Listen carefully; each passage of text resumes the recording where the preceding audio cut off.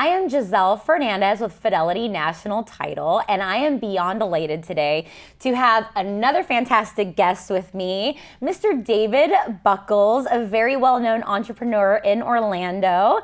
David, I know you have so many big, exciting things coming up and coming this way that I wanted to grab you, pull you into the studio, because I think it's so important that when you have people that are very smart doing big things within the community as community leaders, that we pick their brains. All right. Well, no, thank you. I'm glad to be here. I'm glad to be here. Happy to be, how would I word that, right? Like a person whose brain I would pick. I don't even know where I'm going with this. I'm like a brain picker, if that's what I'm going to be, and then you'll be the picky. So you'll be the picky, I'll be the picker. So I am going to open up with something probably a little bit more personal, but something that's so exciting. David Buckles, you are a new daddy. Yes, yeah. You are a new dad. 2-month-old baby. Still got the stickers on her. Yeah. How special of a moment was that for you to finally experience what it was like to have her come into the world? Much different than when my wife was pregnant. Really? So when Ashley was pregnant, there was a lot of like excitement. We were just like ready for the baby to be here. But then the baby got here and I was like, oh my God, it's like I forgot the last 9 months of Ashley being pregnant. And now everything changed the moment that she came into the world.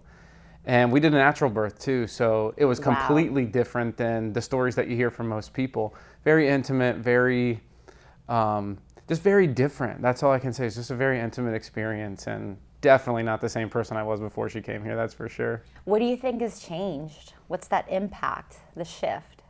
It's not just me and Ashley anymore. We're a family now. Now, we've been married almost 10 years before Quinn came into the world, and now she's here. And so again, it's not just her and I, you know. I think when we did our baby announcement, Ashley was holding the picture and it was like, no more sleeping in and doing whatever anymore, right? And that's so true. We're a whole family. And so now like the future, we're thinking about the future in ways that we hadn't previously.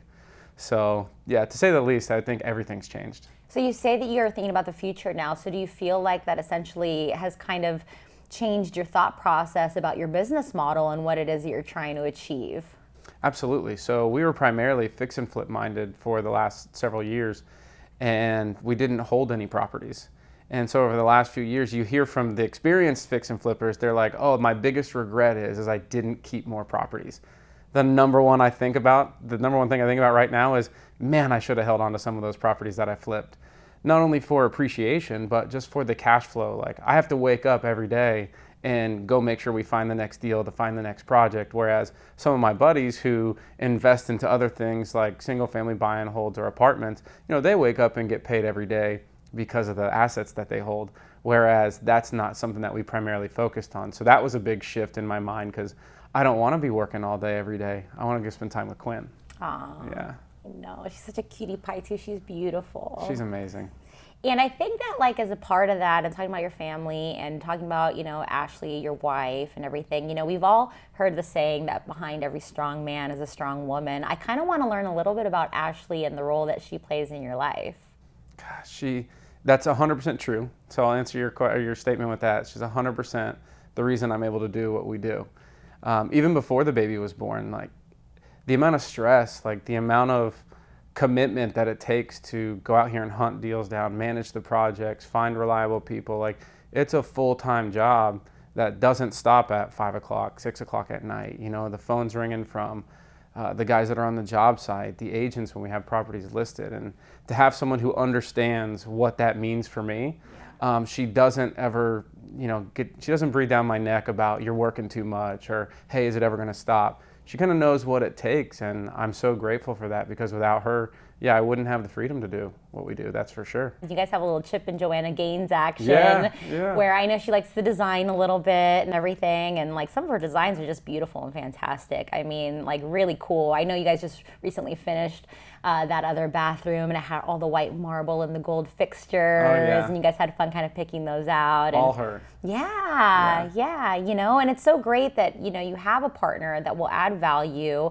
and you guys balance each other out in such a strong, positive manner. So. Yeah, I mean, I look at the MLS and I see what houses have or, you know, what the market might need, but she's the one that's on Pinterest, and she's checking the trends, and Yeah. she's telling me to put this here and put that there. So I say, yes, ma'am, and I just make sure it gets done. No wonder you have a good, happy marriage. That's it. That's it. That's the secret, right? I'm kind of curious, with everything that's going on in the economy right now, in the market, and even though you want to evolve and kind of like think about other ways about doing business and whatnot, in your current realm, do you feel like there is a way to profit through flipping homes still, like maybe in a down market, or, I don't know, maybe we'll call it a stale market for the moment? Or a shifting market. That seems to be everyone's favorite word right now. Yeah. Right? The dreaded 5-letter word. Yeah. Shift happens, right? So, yeah, the answer is yes. It's all about, you've probably heard the saying before, you make money, no matter what market we're in, you make money when you buy a property, not when you sell the property. So with that being said, we just have to make sure we buy it right. We have to buy it better. We have to be a little bit more aggressive with our offers. But essentially, yeah, there's always a way to make money in a shifting market. And it's not like we're going to wake up tomorrow and values are going to be 50% less, right?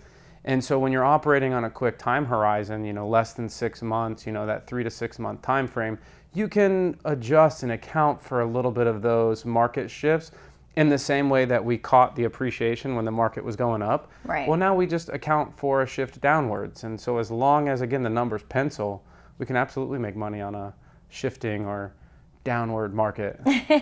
Do you think that the interest rates essentially affect your profit, or do you feel like at the end of the day, if the numbers make sense, the numbers make sense?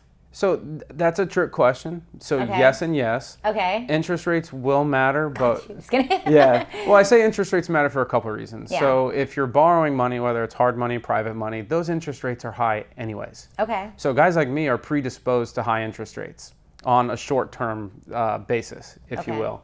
Now, interest rates for the end buyer, that's where we're seeing like the biggest hurdle, right? We have 3 properties right now that are north of 450, between 450 and 700,000. Well, that's one of the biggest buyer pools that was hit with these interest rate increases. Meanwhile, the houses that are under 300, I'd say that first-time home buyer price point, they're still moving, and they're still moving relatively quickly, because we were able to do 2 that were under 250,000 in a matter of from close to close as buyer and seller in less than 8 weeks. Well, I think that's essentially the key, right? No matter what is going on in this business, if you know how to pivot properly and you're evaluating what's happening, then you find the sweet spot. Yeah, like I'm not touching a house that has an ARV over $350,000 anymore. Simply because in the state of Florida, I learned this statistic a few months ago and changed everything. 75% of the home buyers in the state of Florida only qualify for FHA. Wow. So why would I try and sell anyone else a house besides that buyer pool?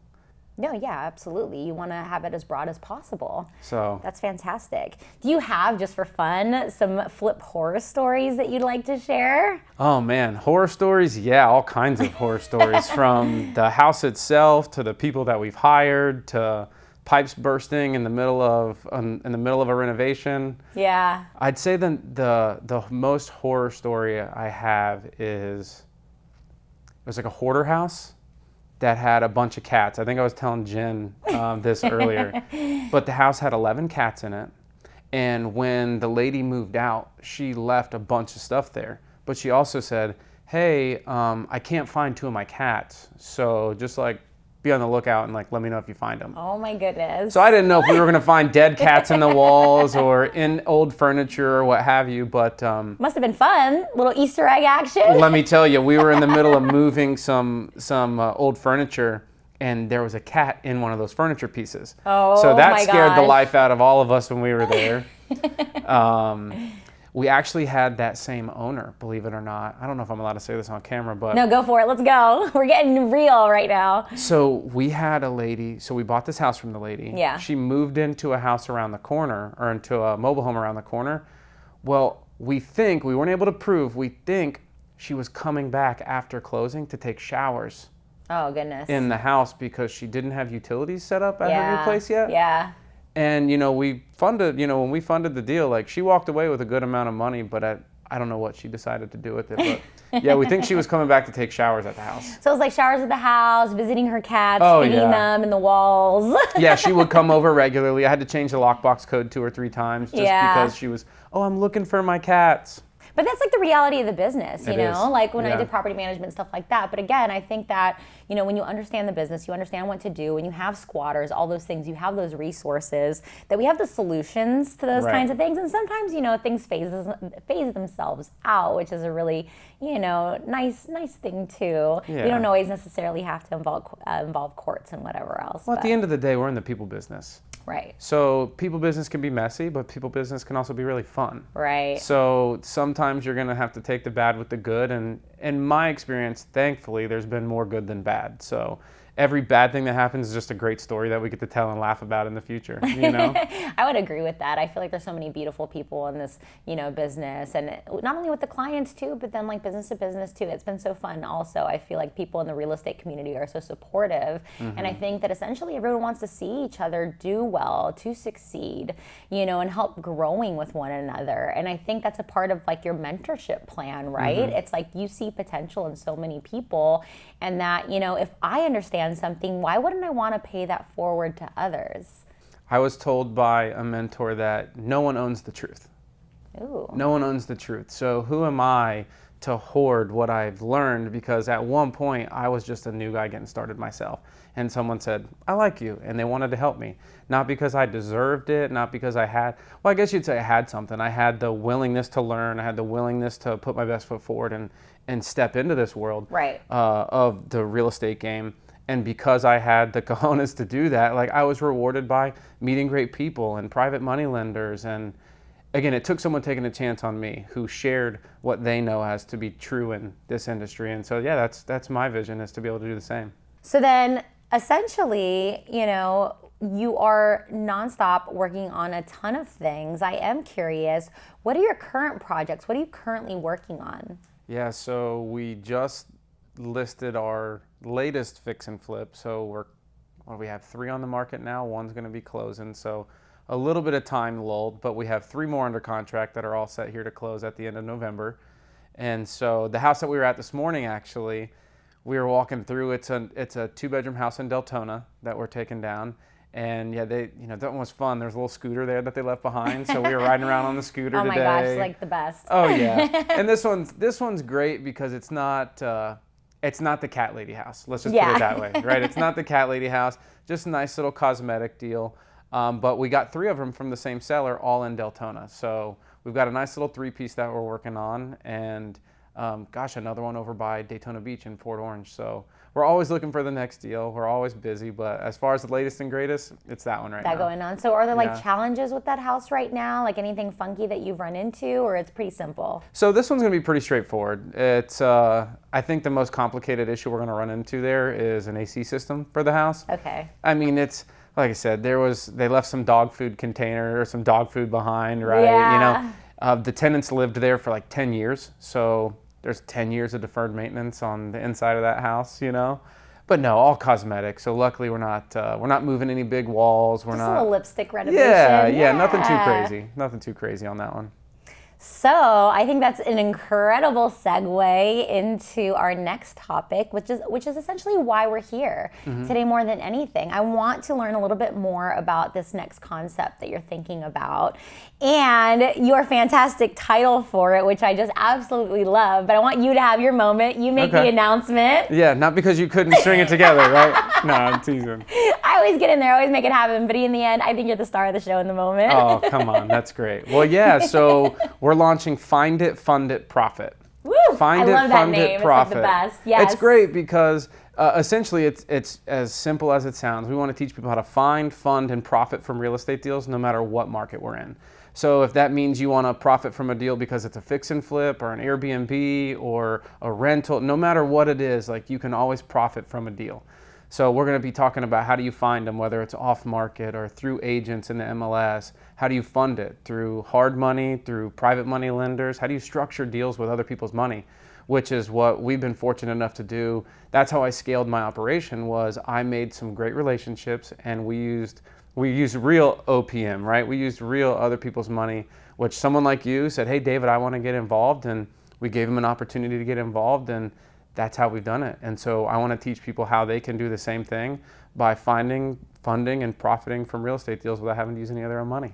I think that's fantastic because I think as a normal person, you're living day-to-day life and you watch these amazing shows like HGTV and all this, and you have so much interest in thinking, you know, I wish I could be like that, or I want to do that. But the reality is those shows never explain to you how it actually works. Like, what's the background there? You know, where do I get, you know, a loan for this kind of a project, and who's the vendor that I'm going to call? So essentially, you're going to be the guy that's going to give us, you know, the behind the scenes understanding of those things. Exactly. So that's like a huge piece of knowledge for anybody, especially I think, like, you know, real estate is one of the #1 wealth makers. Really, you can always count on that. And I am a huge 100%. advocate, and I'm super passionate about that too. So I think, again, it's like so exciting when you have somebody that's willing to share that information, help other people grow, and have a big heart. And it's almost like a win-win-win for everybody. Absolutely. Absolutely. One of my life mantras is to envision, encourage, inspire everyone I come in contact with.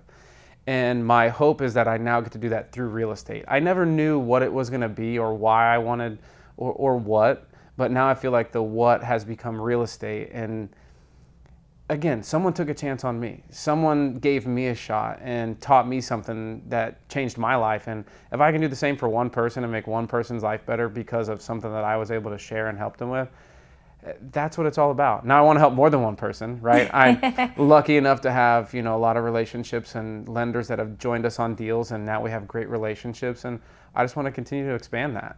No, I think that's fantastic. And I think this is the beginning of something even bigger that I think will continue to grow, because I do feel like you have so much talent. You're going to be able to execute it so well. And I very much know that people are going to be knocking down your doorstep to be at this big event that we have coming up. So officially on January 27th, which is a Friday, we are going to be hosting this great new event, and it's going to be held in Altamont from 10 a.m. to 1 p.m. and we will be inviting the general public. If you're a real estate agent, if you're just a consumer that loves watching HGTV, you are 1,000% welcome and invited to learn all the details behind the scenes and, you know, meet David Buckles, understand his team, learn who plays what part in the process, and then you can eventually become a real estate investor yourself. So that's our definite goal for that seminar and that class, and you absolutely are welcome to be there.